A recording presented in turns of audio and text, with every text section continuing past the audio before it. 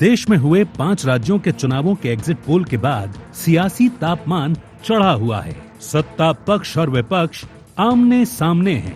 मध्य प्रदेश के मुख्यमंत्री डॉक्टर मोहन यादव ने कांग्रेस पर निशाना साधते हुए कहा कि एग्जिट पोल कांग्रेस को आईना दिखा रहे हैं और पार्टी देश से गायब हो रही है।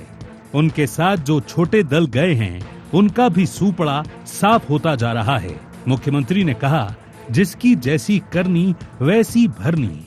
हालांकि कांग्रेस ने इसे बीजेपी का अति आत्मविश्वास करार दिया, तो वहीं बीजेपी ने दावा किया कि जनता उनके साथ है। वहीं मुख्यमंत्री डॉक्टर मोहन यादव ने गेहूं खरीदी को लेकर भी कांग्रेस पर हमला किया और कहा कि कांग्रेस के समय में वो 5 क्विंटल गेहूं भी किसानों से नहीं खरीदती थी। आज उनकी सरकार 100 मीट्रिक टन गेहूं खरीदने जा रही है। सीएम डॉक्टर मोहन यादव का औचक निरीक्षण। खरगोन के कतर गांव में गेहूं उपार्जन केंद्र का निरीक्षण। शाजापुर मकोड़ी उपार्जन केंद्र भी पहुंचे CM. CM doctor Mohan Yadav ने ट्रैक्टर ट्रॉली पर चढ़कर देखा गेहूं, तौल, कांटा और उपार्जन प्रक्रिया का किया निरीक्षण। कलेक्टर और मंडी सचिव को दिए निर्देश। किसानों को हर जरूरी सुविधाएं देने के निर्देश। एग्जिट पोल तो कांग्रेस को आईना दिखा रही है। कांग्रेस जिस देश में गायब हो रही, अब उनके साथ जो कांग्रेस में गए उनका भी सूपड़ा साफ हो रहा है। जिसकी जैसी करनी वैसी भरनी। मैं माननीय प्रधानमंत्री जी को धन्यवाद देना चाहूंगा, जिनके माध्यम से प्रदेश सरकार को पिछली बार से भी कई गुना ज्यादा खरीदी का ये हमको लक्ष्य मिला है। कि कांग्रेस के जमाने में तो वो 5 क्विंटल नहीं खरीदते थे। हमारी सरकार जब हम अपने रिकॉर्ड नए तोड़ते हुए पिछली बार 75 लाख टन का हमको टारगेट मिला, इस बार 2 लाख मीट्रिक टन का टारगेट मिला। वहीं कांग्रेस ने बीजेपी के आरोपों पर पलटवार करते हुए कहा कि कांग्रेस इस देश की आत्मा है। ये 140 साल पुरानी पार्टी जनता के आशीर्वाद से चल रही है और इसमें देश का डीएनए है। कांग्रेस ने कहा कि जहां तक किसानों की बात है, समर्थन मूल्य जैसी नीतियां कांग्रेस ने ही शुरू की थी, जबकि बीजेपी इस पर दिखावा कर रही है और ट्रैक्टर पर चढ़कर सिर्फ प्रचार कर रही है। उन्होंने ये भी कहा कि किसानों से पूछिए वे कितने परेशान हैं। कांग्रेस पार्टी जो है 140 साल से खड़ी है, किसी की मेहरबानी से नहीं खड़ी, इस देश की जनता के आशीर्वाद से खड़ी। हमने राष्ट्र निर्माण किया है जो एक एक जगह एक एक शहर में दिखता है। कांग्रेस पार्टी नष्ट नहीं हो सकती क्योंकि वो इस देश का डीएनए है। ट्रैक्टर टालियों पे चढ़ना, यही अगर इस देश के नेताओं के पास काम बचा है तो बहुत अच्छी बात है, यही काम करें। कांग्रेस के जमाने में ही पहली बार इन संघियों ने जो है शब्द सुना समर्थन मूल्य, जिस पर आज उपार्जन की पूरी नींव रखी हुई है, जिस पर चलकर वो इठला रहे हैं। कांग्रेस को कितना भी कोसेंगे, इतिहास के पन्नों से थोड़ी आप उसे वापस कर सकते। कुल मिलाकर किसान के मुद्दे को लेकर राजनीतिक टकराव तेज है। बीजेपी अपनी उपलब्धियों और किसानों के लिए उठाए गए कदमों को दिखा रही है, जबकि कांग्रेस इसे चुनावी राजनीति और दिखावे के तौर पर पेश कर रही है। ऐसे में कहा यही जा रहा है कि कृषि कल्याण वर्ष में एक बार फिर किसान राजनीतिक बहस का मुख्य विषय बन गए हैं। Bureau report, IND 24।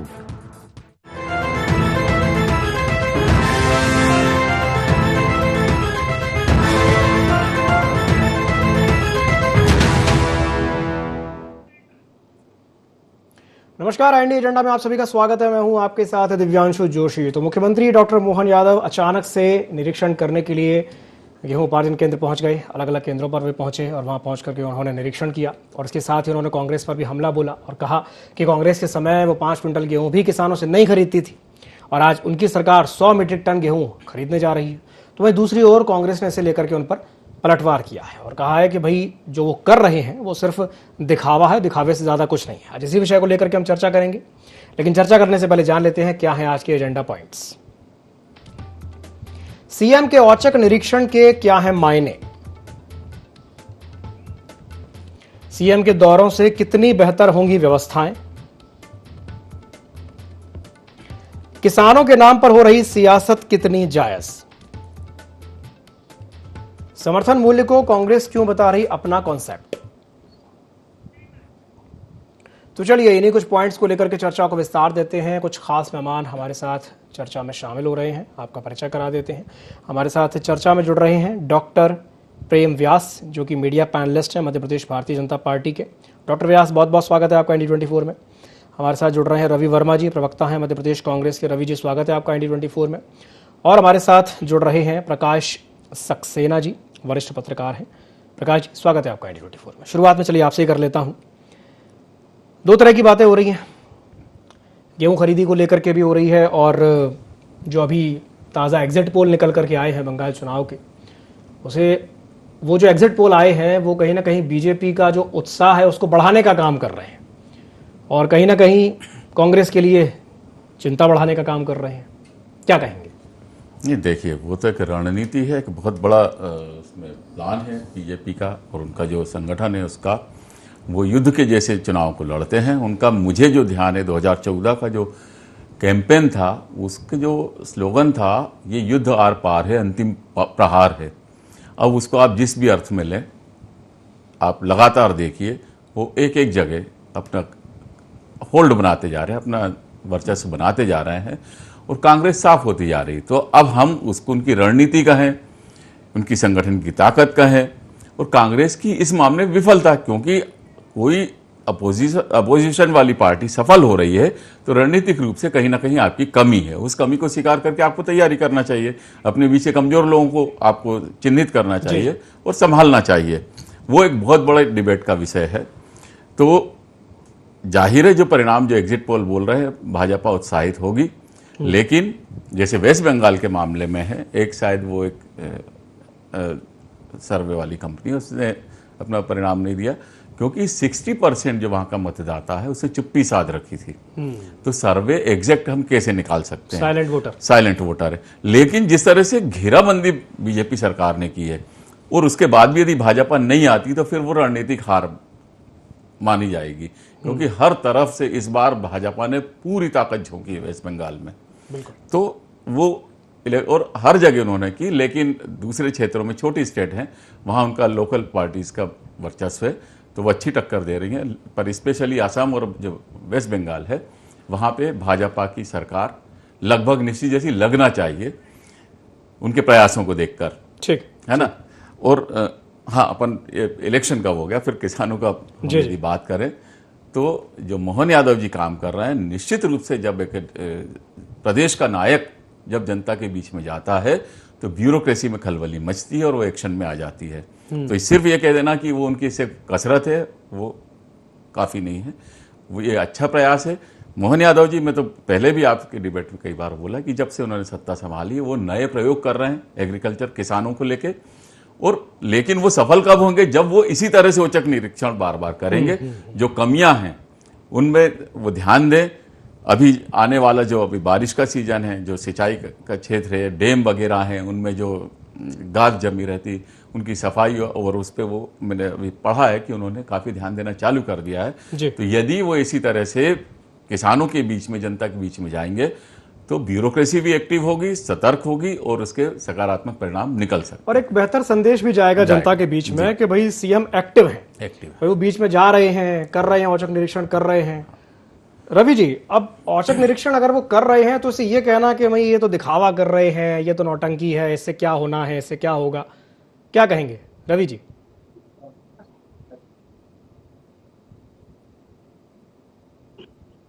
Ravi ji, क्या आपको मेरी आवाज मिल रही है? जी जी जी, आ रही है। जी जी जी, मेरा आपसे सवाल यही था कि जैसे अभी जो बात प्रकाश जी कह रहे हैं कि भाई अगर वो जा रहे हैं, बीच में औचक निरीक्षण कर रहे हैं, तो ये तो अच्छी बात है ना, कर रहे हैं औचक निरीक्षण, फिर उसको ये कहना कि वो तो दिखावा कर रहे हैं। देखिए दिव्यांशु जी, जो है बात औचक निरीक्षण की नहीं है, ना ही बात पैदावार की आड़ में सरकार जो है अपनी नाकामी छिपा रही है। सवाल उत्पादन का नहीं है, सवाल खरीदी का है और व्यवस्था का है, क्योंकि किसान खेत में जीत गया है लेकिन मंडी में हार गया है। सरकार 100 मीट्रिक टन की बात कर रही है, लेकिन सच्चाई है कि इस साल जो पंजीयन है वो 1.3 करोड़ और 1.40 करोड़ टन के आसपास, यानी कम से कम 30 से 40 जो है टन गेहूं अभी भी अनिश्चितता की स्थिति में है। मुख्यमंत्री जी केवल जो है इस तरह के औचक निरीक्षण करके केवल अपनी फीट पटकाने का काम कर रहे हैं, अपनी नाकामियों को छिपाने काम कर रहे हैं, क्योंकि सरकार ने पहले ही बारदाने की कमी का हवाला देकर 1 महीने इस खरीदी को टाल रखा, जिससे छोटे किसानदारों को जो है एक बड़ा नुकसान पहुंचा। अब जो है लेट लतीफी अभी भी चल रही है, स्लॉट जो है 7-7, 8-8 दिन तक नहीं मिल पा रहे हैं, तो अब बड़े किसानों को भी एक बड़ा नुकसान होने जा रहा है। तो मुख्यमंत्री जो है अपनी नाकामी छिपाने की कोशिश कर रहे हैं। देखिए, दौरे करें, हमें उससे कोई आपत्ति नहीं है, लेकिन सरकार ने जिस तरीके की हीला हवाली करी और अब इस तरह की अपनी पीठ थपथपाने की कोशिश कर रहे हैं, तो कम से कम पीठ न थपथपाएं, पश्चाताप करे, गलती को माने, तो कम से कम बात बने। लेकिन इस तरह का केवल औचक निरीक्षण अनिल कपूर स्टाइल में कर देंगे, जादू की झड़ी लगा देंगे, ये संभव नहीं है।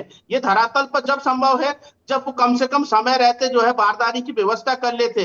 और जो 100 टन की खरीदी की बात है, ये सब कांग्रेस की जो है सरकारों में ऐसे तमाम निर्णय हुए हैं। अगर बात निकल कर आ रही कि कांग्रेस के समय खरीदी नहीं हुई, तो मैं उन्हें स्मरण कराना चाहता हूं कि कमलनाथ जी की सरकार में तमाम ऐसी खरीदियां हुई हमारी सरकारों में, और जब जैसी परिस्थितियां होती हैं सरकार का निर्णय होता है। लेकिन मोहन यादव जी का जो निर्णय है वो केवल घूमने मात्र सीमित लगता है। चलिए ठीक है, डॉक्टर व्यास आपको मेरी आवाज आ रही है? जी, वो जो बात कह रहे हैं रवि जी कि भाई वो उन्होंने नायक फिल्म की याद दिला दी। अनिल कपूर एक दिन का सीएम बने थे और वो औचक निरीक्षण करने कहीं भी पहुंच जाते थे, तो वो कह रहे हैं कि भाई सीएम साहब भी कुछ ऐसा ही कर रहे हैं, और केवल इतना कर देना भर काफी नहीं होगा। किसानों की स्थिति देख लीजिए आप, किसान बेचारे बड़े परेशान हैं। क्या कहेंगे डॉक्टर व्यास? नहीं, आधी बात तो उन्होंने बिल्कुल सत्य कही है। अगर नायक की भूमिका में आदरणीय मुख्यमंत्री थी, तो अमरीश पुरी की भूमिका में कौन है जो एसी में बैठ के बयान दे रहे हैं? ये लोग गए क्या जनता के बीच में? 7 तारीख को जीतू पटवारी जी गए थे, उसके बाद बताइए आज तक गए क्या? तो जो एसी में बैठ के अमरीश पुरी का किरदार निभा रहा है, प्रदेश का किसान उसको देख रहा है। और दूसरी बात, ये पहला अवसर नहीं है, मुझे लगता संज्ञान में आना चाहिए कि बड़वानी के नांगलवाड़ी में पहली कृषि कैबिनेट हुई थी, जब भी किसानों के बीच बैठ के संवाद किया था। पर मुझे लगता है कांग्रेस भूल जाती है कि हमारे मुख्यमंत्री संवेदनशीलता के साथ में जब किसानों के मध्य में जाते हैं तो एसी के रूम में नहीं होते हैं, 42-43 डिग्री टेम्परेचर पे वो ट्राली पर होते हैं, जहां पर वे किसानों से संवाद करते हैं। और दूसरी तरफ है कि वहां सिर्फ संवाद नहीं होता है, अगर 13 लाख किसान से बढ़कर रजिस्ट्रेशन 19 लाख किसान तक पहुंचा है, तो ये किसानों का विश्वास है मुख्यमंत्री जी और भारतीय जनता पार्टी के प्रति। दूसरी तरफ है कि गेहूं उपार्जन की अवधि को लेकर किसानों ने मांग करी थी। इसका मतलब आप स्वीकारते हैं ना कि बहुतायत में बम्पर जो है फसल हुई है, जिसको लेकर आप पूर्व में कहते थे किसान बर्बाद हो गया, किसान बर्बाद हो गया। आज बम्पर खरीदी भी हो रही है और बम्पर फसल भी हो रही है, जिसको आप खुद स्वीकार रहे हैं। और गेहूं उपार्जन अवधि जो 9 तारीख थी उसको 23 तारीख की गई। खरीदी केंद्रों में जो 1000 की कैपेसिटी थी उसको 2250 की गई। तोल कांटों की संख्या को जो है 6 कर दी गई। लक्ष्य जो 78 लाख मेट्रिक टन था उसको 100 लाख मेट्रिक टन किया गया। जो चमक वाले दाने और क्षतिपूर्ति दाने उसको लेके FAQ के नॉर्म्स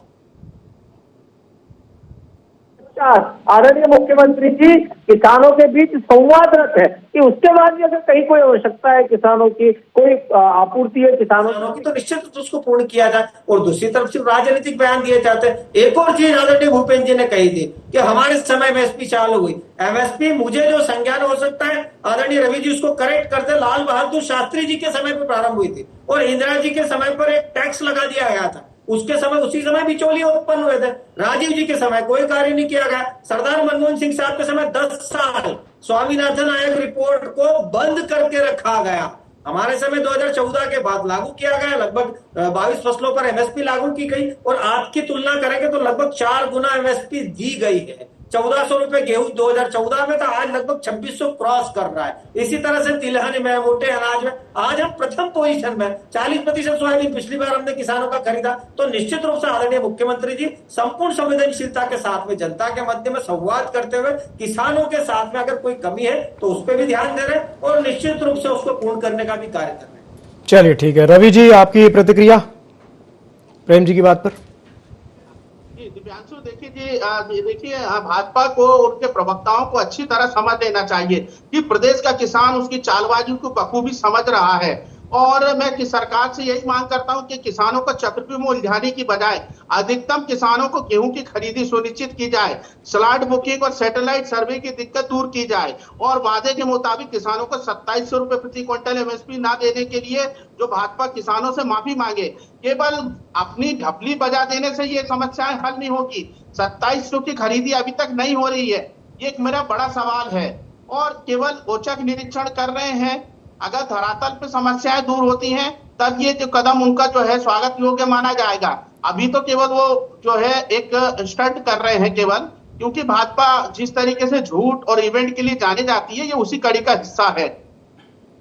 ठीक है, दिखावा, स्टंट, बहुत सारे शब्द हैं अलग अलग जो कांग्रेस वाले कह रहे हैं। चलिए, डॉक्टर व्यास कुछ कहना चाह रहे हैं क्या? जी बिल्कुल, मैं कहना चाहता हूं कि ढपले नहीं बिगुल बजा रहे हैं और किसानों के मध्य खड़े होकर बिगुल बजा रहे हैं कि हम किसानों के हित के लिए कार्य कर रहे हैं। 1400 रुपए से लगभग 2700 रुपए तक पहुंच गए रवि जी। आपके समय 175 रुपए कमलनाथ जी ने बोनस बंद कर दिया था। उसके बाद में जो मौसम के मार होती थी किसानों को, वो पैसा बंद कर दिया था। उसके बाद में जो है कर्ज माफी, अधूरा कर्ज माफी, भावांतर बंद, सभी तरह की योजनाएं बंद, हमने सब सुचारू रूप से चालू करी। आवश्यकता पड़ी है, एमएसपी कम लगी तो 175 रुपए बोनस दिया। जब पूरे देश में 125 और 175 मात्र प्रदेश सरकार दे रही, 2017 में 1 करोड़ 30 लाख मेट्रिक टन पूरे देश में सबसे ज्यादा खरीदी हमने करी। इसीलिए 7 कृषि कर्मण अवार्ड हमने प्राप्त करे। और 2014 के पहले आदरणीय मनमोहन सिंह साहब ने भी दिया था। मतलब जो कार्य हम लगभग 20 वर्षों से कर रहे थे, चाहे वो कृषि रकबे को बढ़ाने का बात हो, सिंचाई के रकबे को बढ़ाने की बात हो,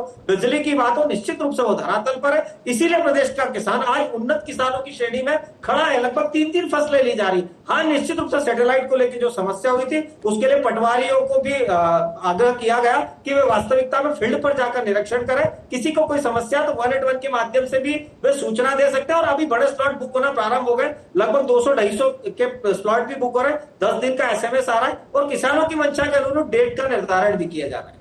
ठीक है, चलिए प्रकाश जी से टिप्पणी लेता हूं, उसके बाद आपके पास आऊंगा रवि जी। प्रकाश जी, जो एमएसपी को लेकर के कांग्रेस ये दावा कर रही है कि भाई एमएसपी तो हमारी देन है, हम ये कॉन्सेप्ट लेकर के आए थे, हमारा कॉन्सेप्ट है, क्या कहेंगे इस पर? नहीं, देखिए, यदि हम कृषि क्षेत्र का यदि विकास की बात करें तो कांग्रेस के योगदान को हम नकार नहीं सकते। जैसे शास्त्री जी की बात करी, खुद प्रेम व्यास जी ने बात करी है, तो एक हम बहुत बुरी स्थिति में थे। आज़ादी के समय पे फसलें होती नहीं थी, सिंचाई की व्यवस्थाएं नहीं थी, फिर डैम बने, उस गति को कांग्रेस ने बढ़ाया। उसके बाद जब से बीजेपी है, लगातार बढ़े। अभी सिंचाई के रकबे की जो बात कर रहे हैं, मैं अभी कल ही हमारे एक वरिष्ठ साथी के साथ देख रहा था, जब हम राम नरेश यादव जी थे तब 40 लाख हेक्टेयर करीब सिंचित क्षमता थी। लेकिन अभी कई नए डैम भी बने हैं जिससे सिंचाई का रकबा बढ़ा है। तो प्रयास ये सही है कि अब संसाधन है, बजट है, तो विकास गति पकड़ रहा है। तकनीकी जो खामियां होती हैं, जैसे रवि वर्मा जी ने बताया कि निचले स्तर पे जैसे सर्वर डाउन था, हमें 9 अप्रैल से हम खरीदी कर रहे थे, हमने 9 मई की तारीख दी और शायद आज वो 23 मई तक खरीदी बढ़ा दी। स्लॉट बुक नहीं हो रहे थे, तो जमीनी स्तर पे किसान परेशान थे। तो यदि मुख्यमंत्री जी जो अब औचक निरीक्षण कर रहे हैं और पहले भी करते, कारण कि मुख्यमंत्री जी का इसमें मुझे नहीं लगता कोई कमी है। निचले स्तर पे ब्यूरोक्रेसी का हम समझते हैं, जो मशीनरी है, कर्मचारी की मशीनरी है, हम इतने सालों से देख रहे हैं, उसमें कोई सुधार नहीं हुआ है। तो इसलिए जो हमारी लीडरशिप होती है उसके आगे आके उसको जरा टाइट करने की जरूरत होती है। और समय से पहले, मान लो ये खरीदी होने वाली थी, उससे पहले इनको टाइट करते तो समय पर सारी सुविधाएं, जैसे अभी वर्षाकालीन जो समस्या आने वाली उसके लिए अभी से ध्यान दिया जा रहा है। तो पर वो सिर्फ ध्यान नहीं दिया जाना चाहिए, उसको टाइट करना चाहिए। जैसे हम सिंचाई के रकबे की बात कर रहे हैं, पुराने जो डैम है उसमें गाद जमी हुई है, तो उससे क्षमता कम होती है, हम पर उसकी पूरी क्षमता से काउंट कर रहे हैं। तो वो गाद भी बड़ी उपयोगी होती है।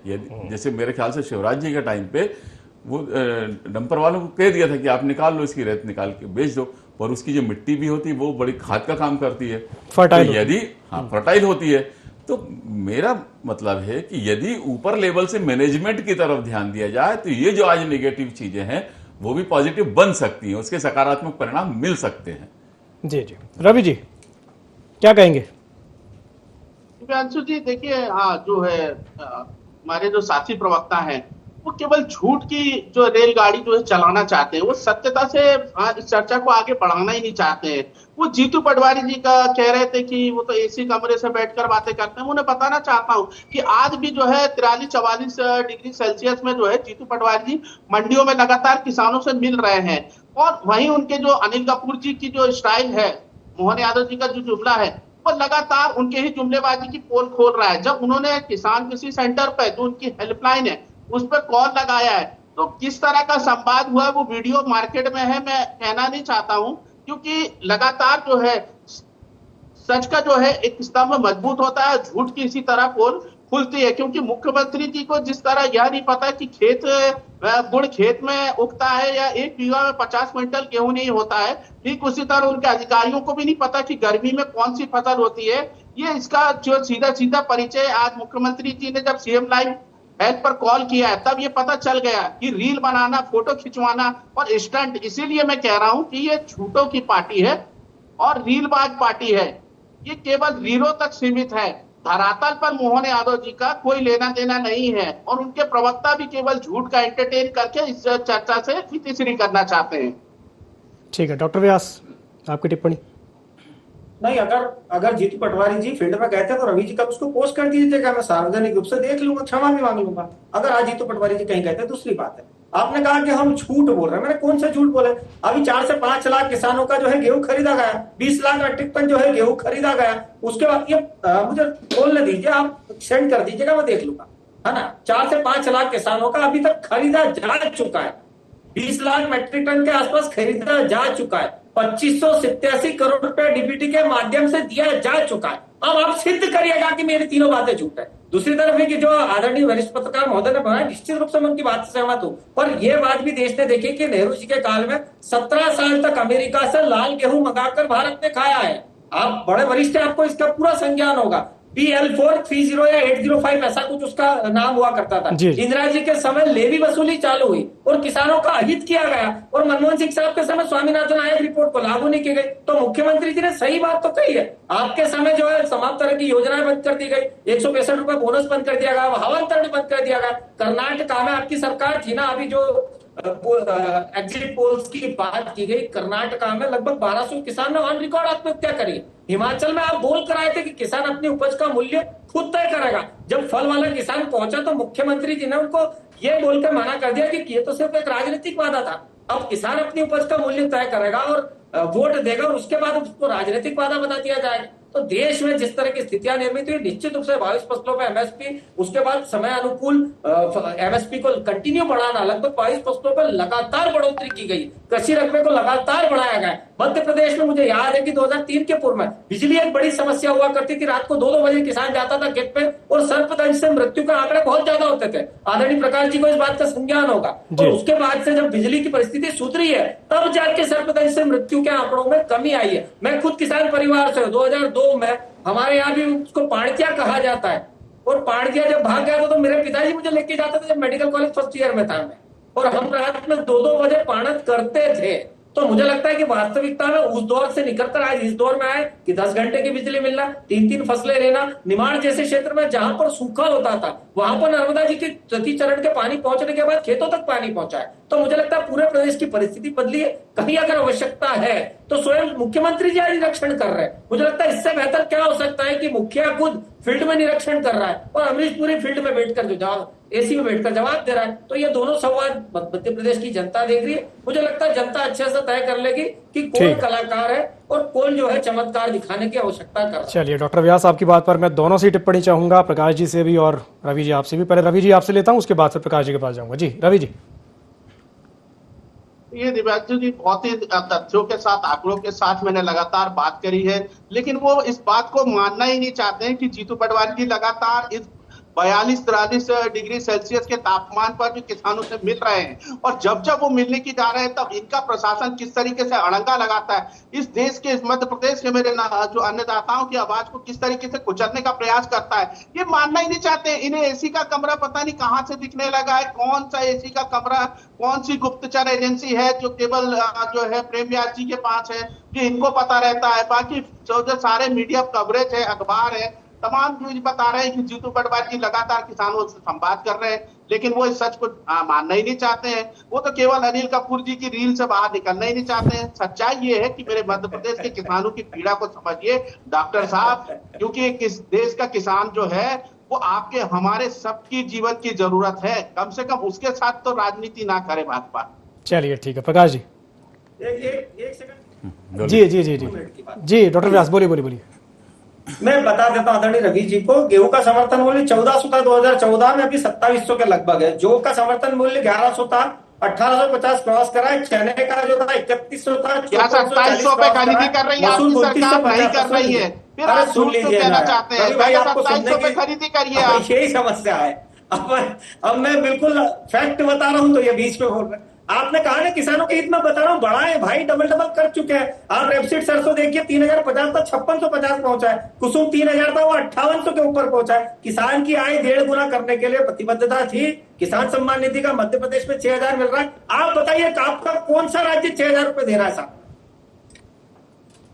ठीक, चलिए ठीक जी। प्रकाश जी अब बोलिए।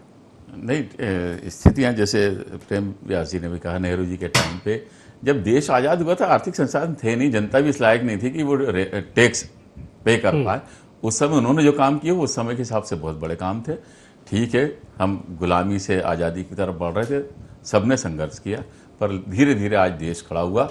जो दिग्विजय सिंह जी के टाइम की बात हो रही, बिजली समस्या, निश्चित रूप से जब छत्तीसगढ़ अलग हुआ तो हमारी जो विद्युत इकाइयाँ थी वो अधिकतम जो अच्छी उत्पादन करने वाली इकाइयाँ थी छत्तीसगढ़ शिफ्ट हो गई थी, और दूसरी यहाँ पर वो इकाइयाँ बंद सी हो रही थी। और इसी दौरान एनरॉन आया था, प्राइवेट कंपनियों की एंट्री हुई, सरकारों का रुझान प्राइवेट की तरफ गया, खुद के उत्पादन पर उतना जोर नहीं दिया गया, समस्या थी। लेकिन जो ग्रोथ आई है, जो सरकारों में बजट बढ़ा है, वो जब मनमोहन सिंह जी सर्विस टैक्स लाए थे, पहले भी मैंने बताया था, तो सभी राज्यों, वो भले ही भाजपा की सरकार हो चाहे कांग्रेस की सरकार हो, सरकारों में पैसा आया तो हमें विकास दिख रहा है। वो किसी, हम ये नहीं कह सकते हैं कि सिर्फ कांग्रेस ने विकास किया या भाजपा ने विकास किया, सरकारों में पैसा आना ही सर्विस टैक्स से बात चालू हुआ था। तो हर राज्य में हर जगह विकास हुआ, क्योंकि आज हमारे पास सरकारों के पास संसाधनों की कमी नहीं है आय के मामले में, बस उसके सदुपयोग की कमी है। जिन्होंने दुरुपयोग किया उस फंड का, वहां विकास कम हुआ, जिन्होंने सदुपयोग किया वहां विकास दिखाई देने लगा। इंप्लीमेंटेशन अगर सही तरीके से हो तो चीजें बहुत स्मूथली होती चली जाती हैं, ये बात बिल्कुल सही है। चलिए, बहुत बहुत धन्यवाद आप तीनों मेहमानों का हमारे साथ जुड़ने के लिए, चर्चा में शामिल होने के लिए।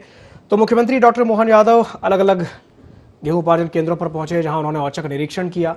अब कांग्रेस का कहना कुछ और है, वो कह रहे हैं कि भाई ये तो सिर्फ रीलबाजी कर रहे हैं, फोटो खिंचा रहे हैं, या फिर दिखावा हो रहा है। लेकिन अगर इस तरह के औचक निरीक्षण से अगर भला हो रहा है, अगर कुछ अच्छा हो रहा है, तो ये निरीक्षण अच्छा है, होने दीजिए, क्या दिक्कत है। चलिए, एजेंडा में फिलहाल के लिए इतना ही, मुझे दीजिए इजाजत और आप बने रहिए ID24 के साथ। नमस्कार।